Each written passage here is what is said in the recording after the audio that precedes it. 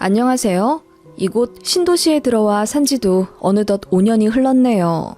그 사이에 집값도 참 많이 올랐는데 아파트 세금 문제 때문에 알아보다가 문득 예전에 시어머니와 있었던 어이없는 사건이 떠올라 글을 한번 적어봅니다.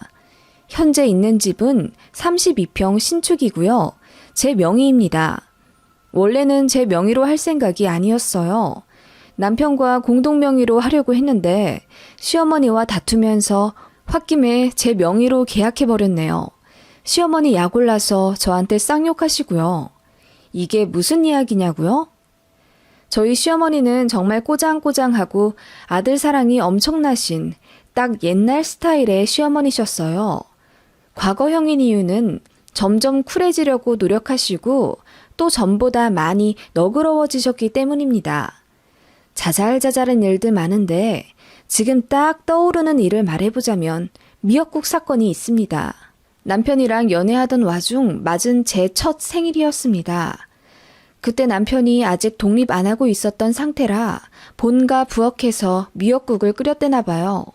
그거 보고 아들 25살 되는 동안 아들한테 미역국 한번 얻어 먹어본 적이 없는데 여자친구 생겼다고 홀랑 끓여갖다 바친다고 엉엉 우셨답니다.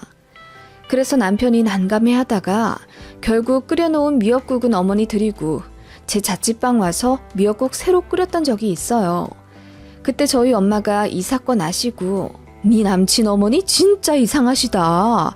아들내미 연애에 응원은 못해줄 망정 그걸 질투를 해?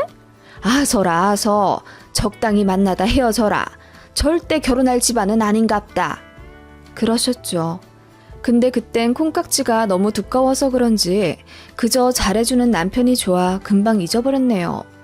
그리고 남편과 연애할 때 한 번 다투고 연락 안 한 적이 있었거든요. 그때 시어머니가 찾아와서 왜 우리 아들 힘들게 하냐고 헤어지라고 한 적이 있습니다. 그래서 저도 열받아서 니네 엄마가 헤어지래 욱하는 심정으로 이별을 고했더니 당시 남편이 울고불고 난리가 났어요. 그때 남편이 대학생이었는데 학교도 안 가고 준비하던 시험 공부도 안 하면서 본인 어머니에게 엄청 화를 냈다네요. 그리고 단식 투쟁하듯 밥도 안 먹고 그래서 아들이 걱정된 시어머니는 결국 저희 집에 다시 한번 찾아와 우리 아들 좀 살려달라 호소하셨죠. 꼭 시어머니 때문은 아니었지만 나중에 어찌저찌 오해가 풀려서 당시에 남편과 재회를 했었던 이런 일도 있었고 뭐 그랬네요. 그런데 왜 결혼했냐고요? 그만큼 남편이 너무 괜찮은 사람이었고 서로 많이 사랑했거든요.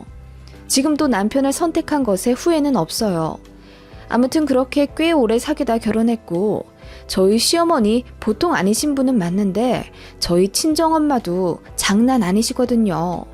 그래서 상견례 때 스파크 터졌습니다. 시어머니가 계속 신경 좀 버리시며 아들 감싸기 바쁜 발언들을 하시자 친정엄마는 우리 딸 시집살이 시키면 언제든지 다시 데려올 의향이 있다고 돌직구를 날리셨고 시어머니는 코웃음을 치며 아니 며느리 노릇 와이프 노릇 제대로 못하면 언제든 쪽박 맞을 수 있는 거지 뭘 친정에서 데려간다 만다예요? 사부인 농담도 참 아니 여자는 결혼하면 그 집 귀신 된다는 말도 모르세요? 하시는데 저희 엄마는 에구 얼마나 한이 많았으면 귀신이 될까 좋은 시댁 만나서 행복하게 산 며느리들은 다 천국 가서 잘 먹고 잘 살 거예요 하시며 웃으시더라고요. 그 모습에 시어머니는 얼굴만 울그락불그락 하시며 아무 말도 못하셨지만 저희 친정엄마가 세게 나가서 그런 건지 신혼 초반에는 제가 걱정할 만큼의 악독한 시어머니 모습은 안 보이시더라고요. 그래도 말끝마다 우리 아들 하시는 건 있긴 했죠. 제가 너무 순진했던 건지 아니면 시댁가의 고충 따윈 눈에 들어오지도 않을 만큼 지금의 남편을 많이 사랑했던 건진 모르지만 아무튼 결혼 전부터 몇 가지 힌트가 있었음에도 별 생각 없이 식을 올렸고 결국 소소하게 스트레스를 겪어왔습니다. 시간이 지날수록 저와 남편의 가사일이나 월급 관리 등에 대해 간섭하려 하셨고 결국 선을 넘어오시더라고요. 저랑 남편은 동종업계 직장인으로 월급도 비슷비슷합니다. 첫 신혼집이 20평대 빌라였는데 거의 반반 부담해서 매매했고 남편은 형이 결혼한 지 2년도 되지 않아서 시댁에서 신혼집 지원을 거의 못 해주신다고 했어요. 그래서 그럴 바에 양가에서 아예 지원 안 받고 저희 힘으로 보금자리 해보자 마음 먹고 팔 걷어붙여 빌라 매매했습니다. 서로 있는 돈 다 털어 반반 부담하고 나머지는 대출했어요. 그렇게 산 빌라가 어느새 1년 반 만에 집값이 많이 올랐고 저희는 아파트로 이사해보고자 청약을 넣기 시작했습니다. 혜택이 사라지기 전에 부지런히 넣자고 한 게 결국 당첨의 행운을 얻게 되었고 저희는 그렇게 꿈에 그리던 신도시에 입성하게 된 거예요. 운 좋게도 저희가 매매한 빌라 가격이 많이 올라서 당첨된 아파트 분양가랑 1억 정도밖에 차이가 안 났고 대출은 거의 5천 정도만 받으면 되는 상황이었습니다.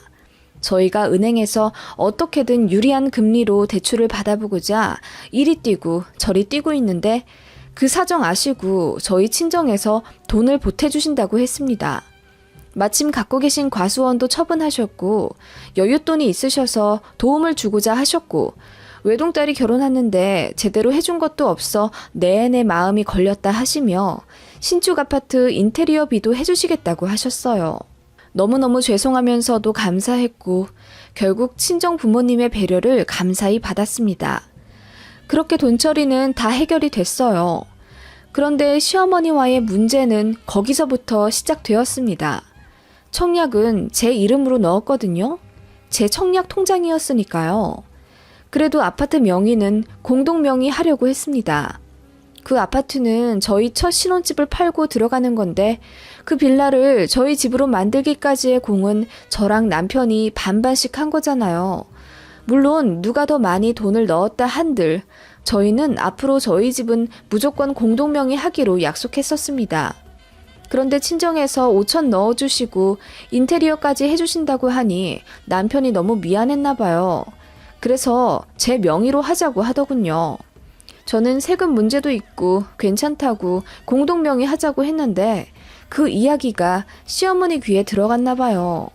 어머님이 어느 날 전화를 거셔서는 얘야, 분양 준비는 잘 돼가니? 네, 회사 다니면서 처리하느라 좀 빠듯하긴 하지만 잘 되고 있어요. 지금 그 아파트 계약자가 네 이름으로 되어 있지? 네, 제 청약 통장으로 넣은 거라서 아직까진 저로 되어 있어요. 그래? 잔금 넣기 전에 명의 변경이 가능하니? 네, 입주 전까지는 가능할걸요? 왜 그러세요? 아니, 아무리 그래도 집 명의는 보통 남자로 해놔야 집에 복이 들어오는 법이다. 너무도 생뚱맞게도 갑자기 복 타령이란요. 제가 너무 놀라 물었습니다. 네? 복이요?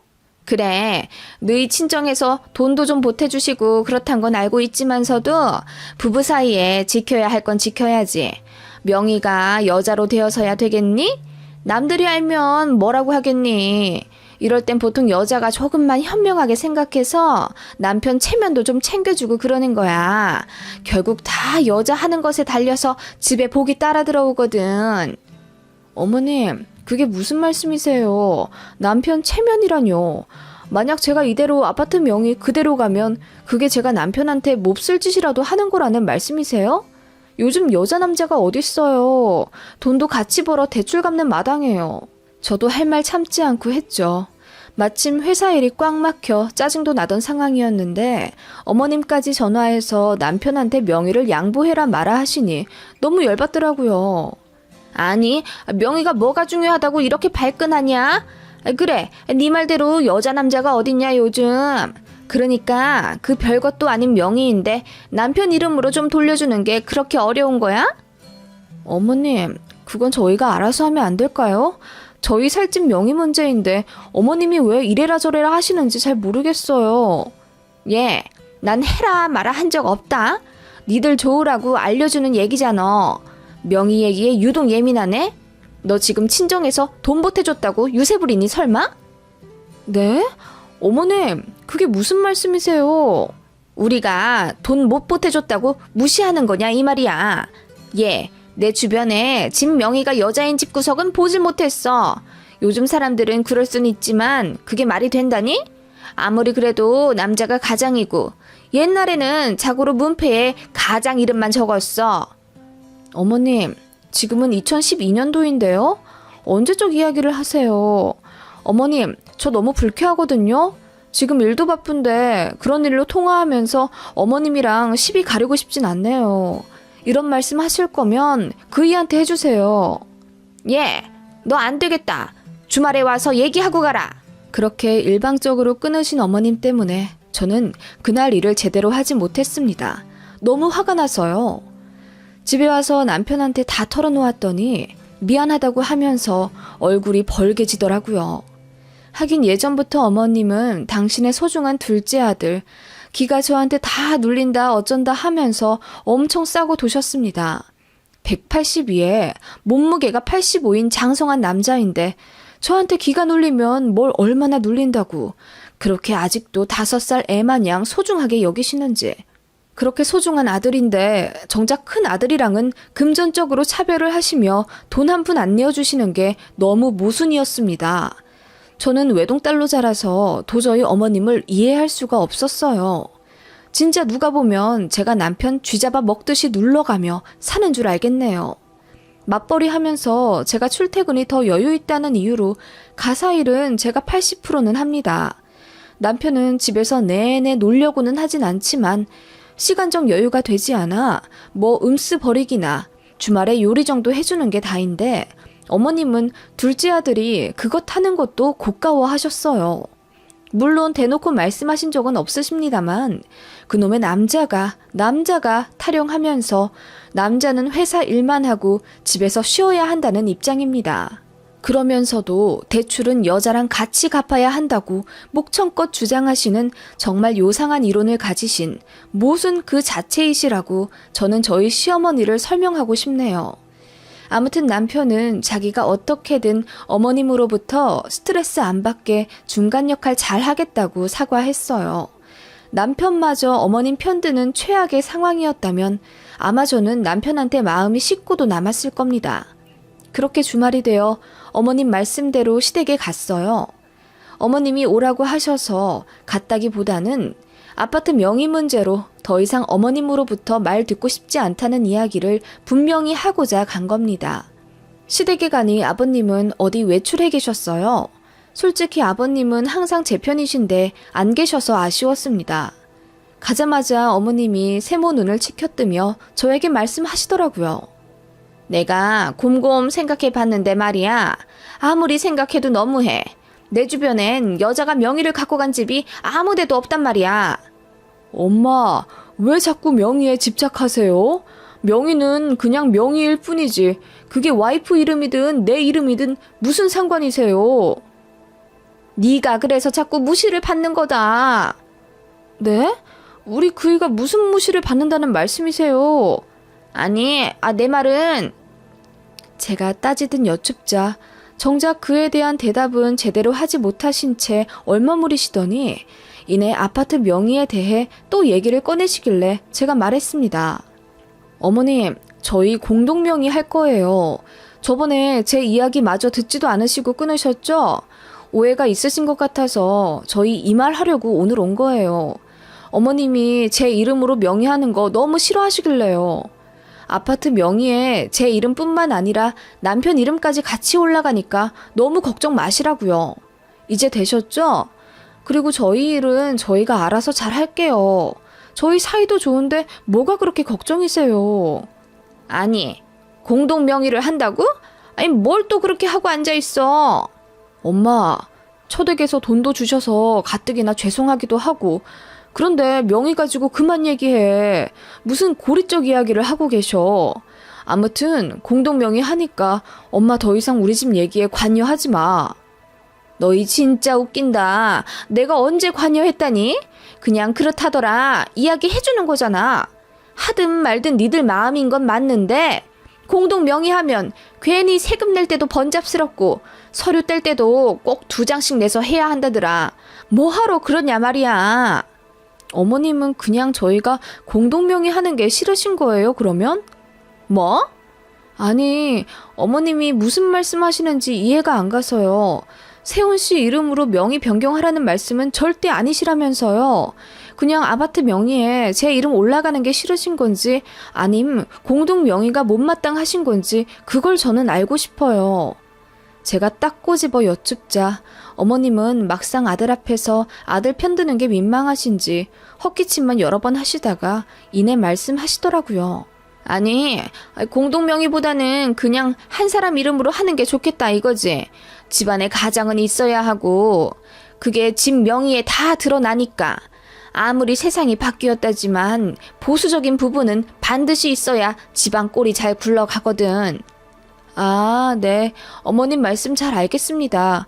역시 어머님은 아파트 명의가 여자 이름인 것에 대해 불쾌하신 게 아니시죠? 역시 어머님 은근히 트이신 분인 줄 저는 예전부터 알고 있었어요.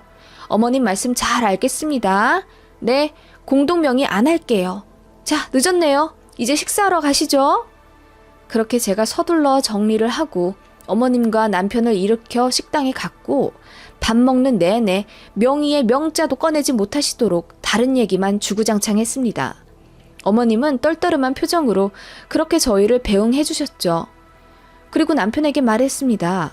당신 명의 중요하지 않다고 했지? 응? 그럼 당연하지. 그리고 솔직히 자기가 사자고 한 빌라였고 자기 덕분에 아파트 들어간 거나 마찬가지잖아. 나는 청약도 없었고 게다가 처댁에서도 그렇게 도와주신다는데 내가 무슨 염치로 공동명의까지 주장하겠어. 그게 아니라 나는 여보 그냥 자기 이름으로 하자. 나는 그게 마음 편할 것 같아. 그렇게 공동 명의하기로 했던 아파트는 결국 제 단독 명의로 계약되어서 마지막 5차인가 6차까지 잔금 치렀습니다. 솔직히 공동 명의하려고 했던 이유는 세금 문제 때문이기도 했는데 알아보니 저희는 공동 명의를 하든 단독 명의를 하든 세금에 크게 관계가 없더라고요. 뭐 아무튼 그게 중요한 것도 아니잖아요. 막말로 요즘은 이혼할 때 명의 상관없이 재산 기여율에 따라 가른다던데. 아무튼 그렇게 처리가 되었고 새 아파트에서 행복한 시작을 할 걸 생각하니 마음이 너무 설레서 미치겠더라고요. 그런데 그 명의 문제로 일이 엄청나게 커지게 됩니다. 아파트가 끝내 제 명의로 되었다는 사실을 알게 되신 시어머니가 극대노하신 겁니다. 전화를 하셔선 목청이 터져라 소리를 지르시더라고요. 야, 너 제정신이냐? 내가 그렇게 공동명의 하지 말라고 했지? 결국 네 이름으로 해? 친정에서 그리 가르쳤냐? 네? 어머님 말씀이 너무 심하시네요. 뭐라고 하셨어요? 네 친정에서 돈 5천에 결국 사위 무시하는구나. 니네 친정엄마가 그렇게 하라고 시켰지? 집 명의 네 이름으로 하라고. 어머, 그게 무슨 말씀이세요? 어머님 아직도 명의 가지고 이러세요? 그때 어머님이 공동명의 하지 말라고 하셨잖아요. 그래서 제 이름으로 했는데 뭐가 문제세요? 집안의 가장이요? 저도 벌고 남편도 버는데 저는 왜 가장을 할 수가 없는 거예요? 여자라서요? 어머님도 같은 여자이시면서 어떻게 그렇게 말씀하세요? 그리고 친정 이야기가 왜 나와요? 저희 친정은 저희 잘 살라고 보태주신 거지 단 한 번도 불순한 목적 가지고 저희 대해주신 적 없으세요. 어머님은 그러신가 보죠? 저도 질세라 딱따구리처럼 내질러버리자 어머님이 당황하신 모양이더라고요. 뭐? 이 망할 년이 결국 돈 몇 푼에 내 아들 무시하고 시애미까지 무시하고 앉았네. 너 제정신이냐? 이 망할 년. 네? 뭐라고요? 망할 년이요? 그래. 네가 벌어봤자 아무리 그래도 남편은 남편이야. 네 생각이 그렇게 글러먹어서 어디 가정이 제대로 굴러가겠니? 됐다. 넌 이제 우리 집 오지 마. 난 너 같은 며느리 아무리 돈 많이 벌어와도 싫다. 그렇게 전화를 댕강 끊어버린 시어머니였고 저는 전화를 끊자마자 참을 수 없는 복통에 배를 움켜잡았어요. 그렇게 응급실에 갔다가 제가 임신 초기라는 사실을 알게 되었어요. 다행히 아이는 건강했지만 이 사실이 알려지자 남편이 화가 머리끝까지 나서 시댁에 찾아가 뒤집어 엎었다더군요. 어머님은 물론 제가 임신한 줄은 모르고 그렇게 막말을 하셨지만 결과적으로 임신한 며느리한테 명의 가지고 쌍욕한 희대의 악덕한 시어머니가 되신 거잖아요. 시아버지도 어머님을 엄청 혼내셨다고 들었어요.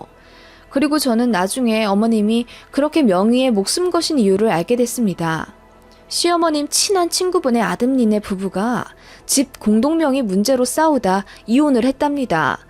그 집은 외벌이라 남편만 일하고 있었는데 이사하는 과정에서 부인이 집 명의를 본인 이름으로 돌려달라고 요구했답니다. 돈은 못 벌어왔지만 재산 불리는데 본인도 기여했다고 주장하면서요. 그 말도 일리는 있어요. 가정주부지만 집에서 아이 키우며 뒷바라지하는 부인이 없었으면 남편도 맘 편히 직장 못 다녔을 테니까요.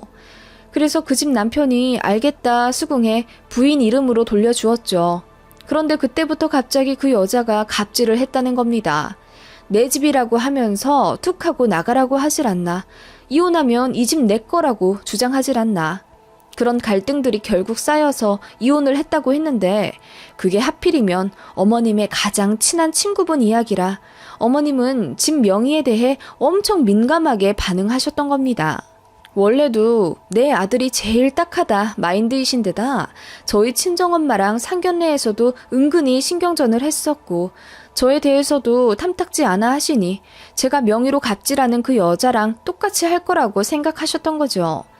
정말 어이가 없으면서도 어떻게 보면 그런 단편적인 이야기 하나만으로 모든 걸 단정짓는 어머님이 안타깝게 느껴지기도 했어요. 아무튼 제가 임신했다는 사실을 아시자마자 어머님은 저에게 찾아와 눈물을 흘리시며 미안하다고 사과하시더군요. 그리고 왜 명의에 대해 그렇게 예민해 했는지 위에 써놓았던 모든 사실도 털어놓으셨죠. 제가 어머님에게 말씀드렸습니다. 어머님, 아직도 모르세요? 솔직히 말해서 어머님이 저 무시하실 거 알고도 한 결혼이에요. 그만큼 세훈 씨 사랑하는데 제가 뭐하러 제 남편을 무시하며 살겠어요. 어머님이 아들 사랑하시는 만큼 아끼고 헌신하진 못할 수도 있어요. 왜냐하면 세훈 씨는 제 배 아파서 낳은 자식이 아니니까요. 세훈 씨는 저에게 사랑받으면서 동시에 저를 사랑해줘야 하는 입장인 배우자이잖아요. 저희 알아서 잘 살게요. 그러니까 저 이제 그만 미워하세요. 아셨죠? 제가 말씀드리자 어머님이 눈물을 펑펑 쏟아내시며 그래, 알겠다. 내가 많이 미안했다. 모쪼록 몸조리 잘하고 먹고 싶은 거 있으면 얘기해라. 네 뱃속에 손주가 있을 줄은 생각도 못했다. 미안하다. 그렇게 연신 사과하시며 돌아가셨어요. 아주머님네는 저희보다 먼저 결혼했고 두 분 나이도 있으시지만 아직 아이가 없었는데 저희가 첫 손주를 안겨드리게 되는 셈이었어요. 어머님은 손주 태어나면서 정말 세상을 다 가진 듯 행복해 하셨고 저한테도 이전에 심술 부리시던 모습은 거짓말처럼 사라지고 저에게도 참 잘해주십니다. 제가 앞서 말했잖아요. 어머님 엄청 꼬장꼬장 하시고 아들 사랑 엄청나신 어머니셨다고. 과거형으로 말한 이유가 있었죠? 결과적으로 손주 때문에 변하신 건지 아니면 제가 말씀드린 이야기 때문에 마음이 누그러지신 건지는 잘 모르겠습니다. 아파트 명의 문제는 그렇게 전화위복으로 저희에게 행복을 가져다 주었네요. 아니면 액땜이었을까요?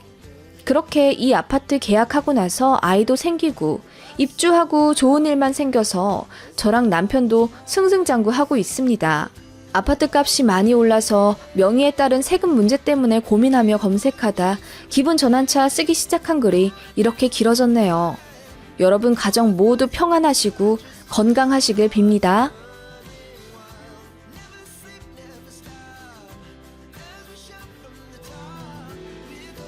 세상에 암에 걸렸다고 거짓말하는 사람을 본 적 있으신가요? 저는 보았습니다. 그게 무려 저희 시어머니셨네요. 당시에는 너무 어이가 없고 황당해서 생각만 해도 울화가 치밀어 오르고 남편까지 미워 보였지만 지금은 시간이 많이 흘러 상황도 많이 안정되어서 다행이라고 생각해요. 저희 시어머니는 예전부터 저희와 합가하고 싶어 하셨어요. 남편에겐 형이 한 명 있는데 사업 잘 되다가 갑자기 기우는 바람에 빈털터리가 되어 이혼당하고 혼자 원룸에서 살고 있습니다. 자존심이 다쳐서인지 사이좋게 잘 지내던 형제 사이도 허무해지고 저희 남편한테도 연락 안 하며 시댁과도 왕래가 없다고 들었어요. 그런 장남에 대한 아쉬움 때문인지 유독 저희에게 많이 기대시던 어머님이었습니다. 그게 저희 신혼 때 일이었고 저도 당연히 결혼한 지 얼마 안 된 새댁발로 시어머니 기분 맞춰드리느라 고생 꽤나 했었습니다. 어머님은 어느새 아들인 남편보다 저에게 더 자주 연락을 하기 시작하셨고 일주일에 2번의 연락이 어느새 매일매일로 간격이 좁아졌고 제가 첫 아이를 가졌을 때는 하루에 2-3번도 전화를 하시며 저에게 집착 아닌 집착을 하시더군요. 연락하시는 이유요? 정말 별거 없습니다. 아침에 출근 잘했냐? 점심은 뭐 먹었냐? TV가 잘 안 나오는데 혹시 고객센터 연결 좀 해줄 수 있느냐? 윗집 아이들이 너무 뛰어다니는데 전화번호 줄 테니 대신 전화 좀 걸어서 화내줄 수 있느냐? 화장실이 막힌 것 같은데 혹시 뚫을 수 있는 방법 몇 가지 인터넷으로 알아봐 줄 수 있느냐? 저녁은 뭐 먹을 거냐? 저녁 잘 먹었냐? 등등. 정말 이래도 되나 싶을 정도로 숨막히게 저에게 연락해대셨고 그 스트레스 때문인지 아니면 다른 이유인지는 몰라도 첫 아이를 뱃속에서 허무하게 보냈습니다. 남편도 그제야 심각성을 깨닫고 어머님께 연락 좀 자제해달라고 부탁드려 봤지만 돌아오는 것은 어머님의 배신감에 가득 찬 울분이었습니다. 니들이 어떻게 그래? 하나뿐인 니네 형도 지금 자식인지 타인인지 모를 정도로 왕래도 안 하고 있는데 하나 남은 너희들이 어찌 나를 버려? 이러시면서 우시더라고요. 시아버님이랑은 사이가 별로 안 좋으셔서 조론 상태인데 1년에 한 번 제사 때 말고는 거의 뵙지 않습니다. 아버님이 그렇게 하자고 먼저 요구하셨고요. 명절에도 당연히 시아버님은 안 뵙습니다. 무슨 사정이 있는 것 같긴 한데 남편도 먼저 캐묻지 않길래 그냥 그런가 보다 하고 삽니다.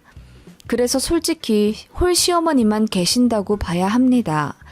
이런 상태에서 어머님이 이렇게 크게 삐지시니 어떡하나요? 집도 차로 50분 거리인데 모른 척할 수도 없고 남편도 마음이 편치 않아 보여서 같이 시댁에 찾아갔더니 화난다며 문도 안 열어주시더라고요. 한 10분 정도 저희 문 밖에 세워두시다가 남편이 화가 나서 이제 우리 간다! 소리쳤더니 그제야 빼꼼 문을 열어주시더라고요. 들어가니 어머님이 새초롬하게 말씀하시길 니들 때문에 속상해서 며칠 동안 밥도 안 먹었다. 어쩜 그러니? 니들 반성은 좀 하고 온 거야? 미안하단 말 안 할 거면 그냥 나가고 이러시더라고요. 며칠 동안 밥 안 먹은 집 치고는 방금 갓 지은 구수한 밥 냄새도 나고 매콤한 생선조림 냄새도 나더라고요.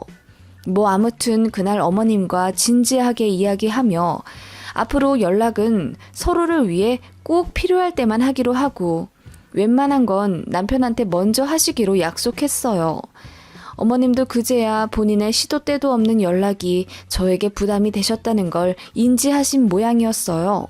제가 유산을 해서 힘들어한다고 하니 그것 역시 뒤늦게 미안해 하시며 앞으로는 적정 거리를 유지하겠다 다짐하시더군요. 그럼에도 다른 집들보다는 시어머니와의 왕래와 연락이 꽤나 잦은 편이었어요. 어머님과는 일주일에 꼭 한 번은 식사해야 했으니 한 달에 4-5번쯤은 얼굴 보고 살았습니다. 시댁이 가까이 있으니 그런 것쯤은 저도 각오하고 했던 결혼이긴 했고 적당하기만 하면 크게 개의치 않는 성격이라 그냥 그러려니 하고 살게 되었죠. 그러다가 이제 제가 아이를 또 갖게 되었고 남편은 제가 또 유산할까봐 회사를 관두길 바라더라고요. 남편이 하라고 해서 한 건 아니고 저도 아이를 너무나 바라게 되어서 혹시 모를 상황 때문에 결국 사표를 내고 전업주부의 길로 들어섰습니다. 시간이 좀 많아지면서 친정에도 혼자 자주 가게 되었어요. 친정은 지하철로 40분 정도만 가면 되는 거리라 앉아서 가면 정말 편하게 갈 수 있었거든요. 게다가 임신하니까 왜 그렇게 엄마 반찬이 먹고 싶은지 일주일에 1-2번 정도 친정 가서 점심 먹고 차 한잔 하다가 저녁 되기 전에 남편 밥 차려주러 집으로 들어오곤 했어요. 어머님은 그게 너무 마음에 안 드셨던 모양이었어요. 전화할 때마다 제가 친정에 가 있다면서 볼멘 소리를 하시더라고요. 여보세요? 세아가 어디니? 네, 어머님. 저 친정 와 있어요. 친정? 엊그제 갔다더니 또 갔어? 왜 그렇게 자주 가? 거길 갈 거면 우리 집도 자주 오지. 어머님이랑도 일주일에 한 번은 꼭 식사하잖아요. 그리고 저 친정 거의 안 오다가 임신하고 나서 조금씩 오고 있는걸요? 아니 그래도 그럼 친정 한 번, 시댁 한 번 이렇게 들러. 어머님 이미 그렇게 하고 있어요. 아니 그래도 횟수를 딱 정하란 말이야. 너 이번 주에는 그럼 벌써 친정 2번 간 거 아니냐? 그럼 우리 집에도 이번 주에 2번 와야지. 내일 와 우리 집에. 아, 네. 그렇게 제가 친정 가는 걸 가자미 눈을 뜨고 감시하시는 듯 했죠. 제가 맨날 친정집 가 있는 것도 아니고 임신해서 엄마 밥이 좀 먹고 싶다는 건데 그게 그렇게 이해 못하실 일이었을까요? 저는 저대로 기분이 나빴죠. 가뜩이나 임신 초기라 예민하기도 했고요. 그리고 그렇게 요구하셔서 시댁에 가면 정작 어머님은 손 하나 까딱 안 하시고 저한테 밥 차리라고 하십니다. 며느리 밥 좀 먹고 싶다고 하시면서요. 제가 참다 못해 말했습니다. 어머님, 저 친정 가는 거요.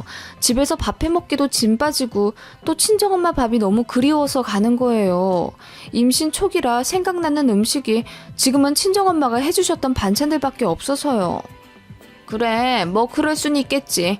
나도 옛날에 네 아주버님 가졌을 때 우리 엄마가 해준 미역줄기 볶음이 그렇게 생각나더라. 네, 그러니까 그걸로 너무 기분 나빠하지 마세요. 제가 어머님 뵐 거 안 뵙고 친정에만 내도록 있는 것도 아니잖아요. 그리고 임신 초기라 편하게 있고 싶기도 하고. 뭐?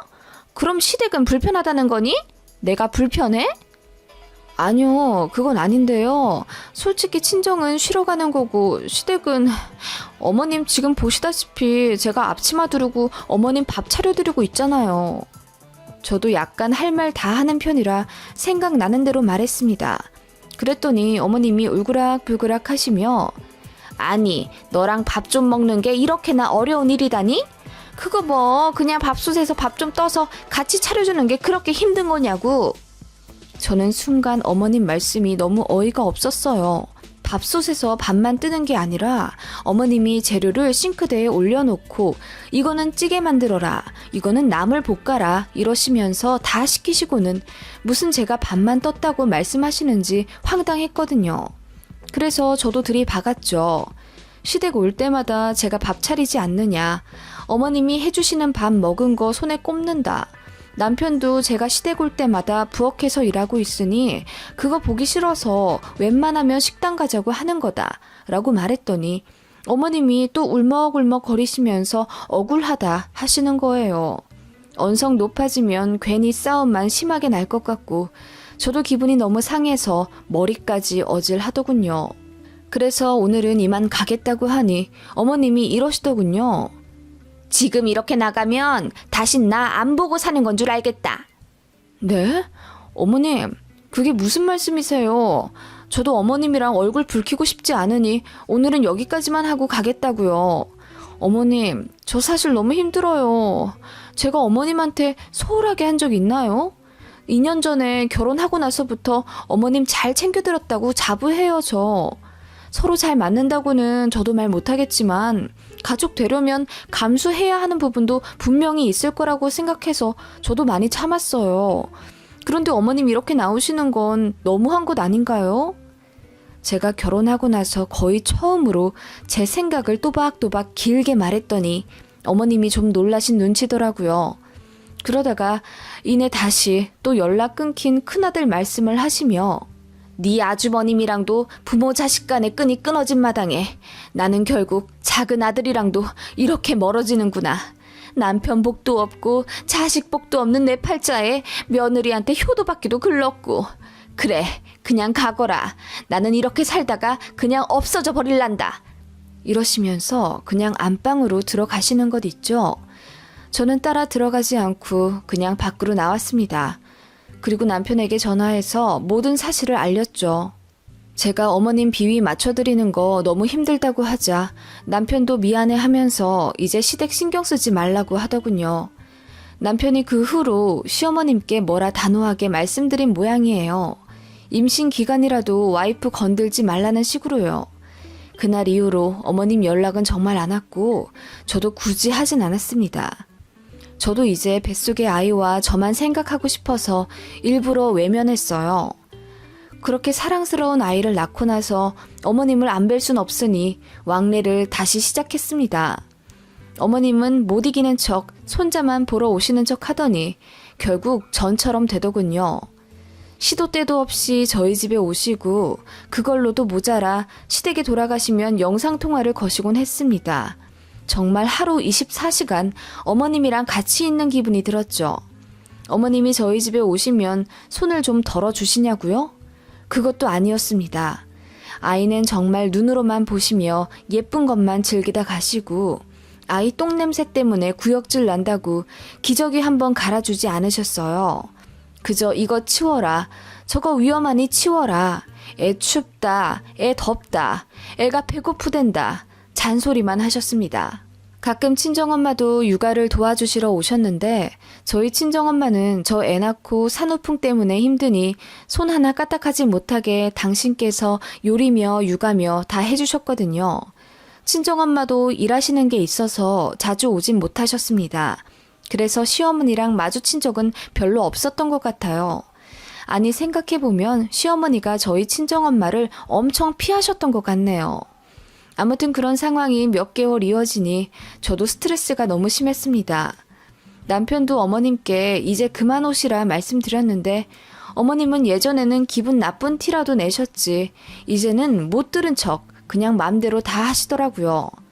결국 터질 건 터진다고 남편이 화를 내며 엄마, 정연이 엄마가 힘들어 하잖아. 그거 알면서 왜 매일매일 집에 오시고 연락하시는 거야.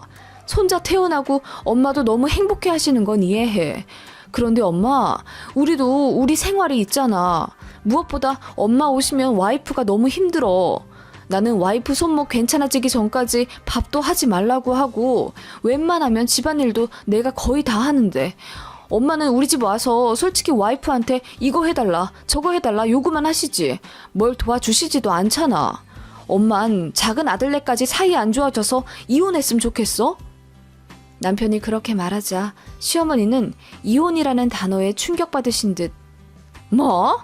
내가 네 형 이혼한 것에 얼마나 가슴 아파하는지 알면서 그 말을 꺼낸단 말이냐? 네가 어찌 이러냐? 그래, 네 와이프랑 잘 먹고 잘 살아라. 늙은 노모는 내팽개치고 네 가정만 어디 한번 오붓하게 잘 꾸려봐. 불청객은 빠져줄 테니 하시며 저희 집에 다신 안 오시더라고요. 몇 주 지나 저희 아이 300일 파티 하는 거 아시면서도 전화도 안 받고 그러시길래 저도 이제 지쳐서 여보, 난 이제 너무 지쳤어. 어머님 비위 맞춰드리는 것도 솔직히 하루 이틀이지. 내 아이 케어하기만 해도 바쁘고 정신없는데 어머님까지 챙겨드리는 건 난 못해. 솔직히 정신적으로 너무 피곤하고. 당신한테 미안하지만 난 이사까지 가고 싶을 정도야. 너무 힘들어. 그래, 미안해. 이사? 당신이 그 정도라면 이사도 생각을 좀 해볼게. 남편은 그 무뚝뚝한 성격에 애써 제 마음을 이해해주려 노력하더군요. 그래도 이사는 좀 아니다 싶었는지 이사에 대해 더 이야기는 하진 않았고요. 그렇게 몇 달 시어머님과 정말 또 연락 안 했습니다. 그리고 나서 신정과 구정을 맞았지만 그때도 연락 않고 모르는 척 살았어요. 그런데 어느 날 정말 입을 다물지 못할 연락을 받게 됩니다.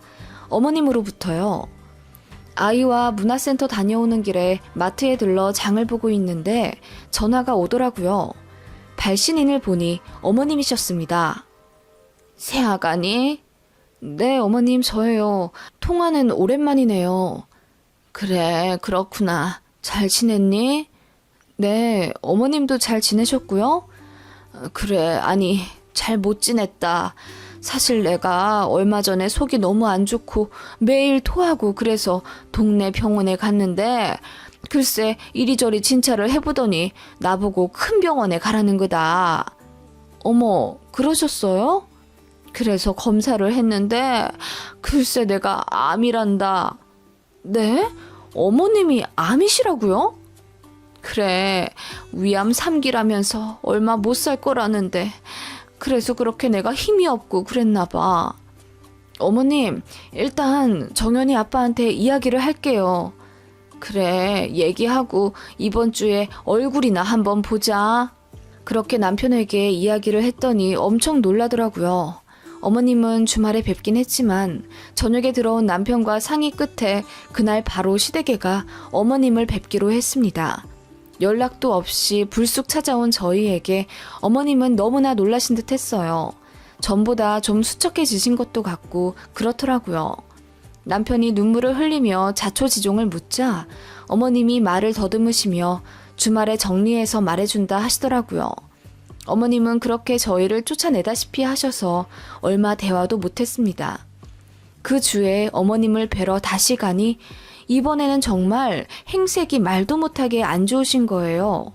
저번에는 그래도 이 정도는 아니었는데 불과 3일 만에 눈밑은 퀭하고 입술은 다 터 계신 것 같고 그리고 어머님이 이어 말씀하시기를 위암 3기인데 항암 치료하기 전에 수술 먼저 하게 되셨다면서 수술은 시이모가 병간 후 해주기로 하셨으니 저희더러 신경 쓸 거 없다고 하시더라고요.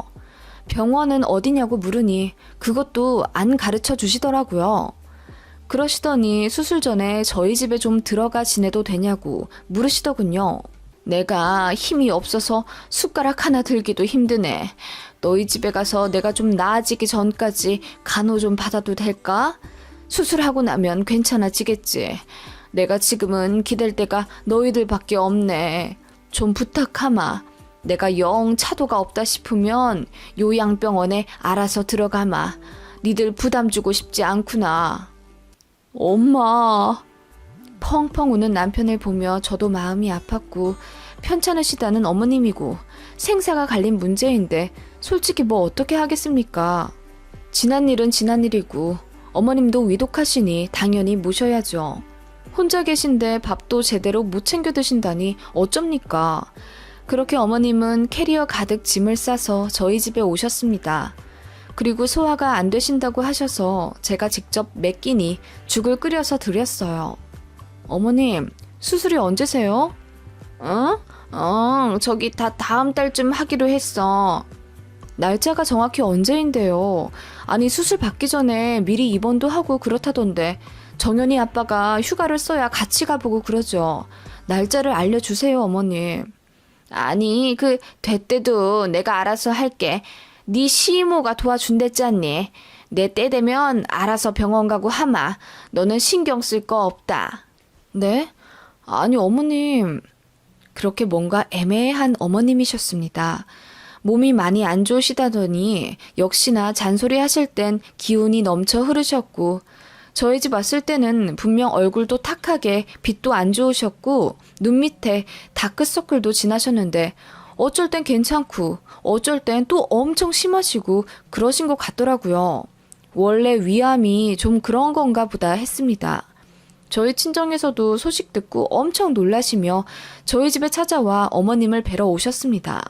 그러자 어머님이 엄청 불편해 하시면서 부담스럽다고 자리를 피하려 하시더군요. 저희 엄마가 시어머님 손잡고 꼭 나으실 겁니다. 제가 기도 많이 드릴게요. 요즘은 현대 이야기 그렇게 좋대잖아요. 수술 날이 언제십니까? 어디서 하시고요? 제가 성도들 데리고 병실 가서 기도 좀 드리고 싶은데. 아니 그런 거 싫습니다. 안 해도 됩니다. 괜찮대도요. 그렇게 저희 친정엄마가 걱정스레 물어보시는 말에도 모른 척 고개를 돌리시더라고요. 그렇게 어머님과의 합가가 하루하루 늘어갈수록 이상한 점이 많아졌습니다. 어머님은 아침잠이 없으셔서 항상 새벽 5시 반쯤 일어나시고 저는 아이와 함께 7시쯤 일어날 때가 많습니다. 아이랑 일어나면 남편을 깨우고 출근 준비 겸 아침 식사를 요리하면서 어머님께 죽 내어드리는 게 저희 일상이 되기 시작했는데요. 그날따라 저희 아이가 일찍 일어나서 6시쯤 안방에서 기상했습니다. 아이가 일어나자마자 할머니 보러 간다고 작은 방 문을 활짝 열더라고요. 그때 어머님이 불도 안 켜놓고 어두운 데서 화장을 하고 계시더라고요. 화장 안 하신 지 꽤 됐는데 게다가 이 새벽에 화장이라니. 어머님이 급하게 뭔가를 감추시는데 자세히 보니 그건 눈썹 그리는 아이라인 팩트더라고요. 그냥 거울 한번 봤다고 하시면서 얼머무리시는데 어머님 얼굴을 유심히 보니 다크서클이 한쪽에만 있더라고요. 제가 말없이 어머님만 바라보니 어머님이 당황한 듯 얼굴을 가리시며 들어 누우시던데 그때 저는 깨달았습니다. 어머님이 새벽마다 눈 밑에 까맣게 섀도우 칠을 하셨던 것 같아요. 더 아파 보이시려고요. 왜 그러시지? 안 아파 보이면 의심할까봐 그러셨던 걸까? 하는 생각이 들었고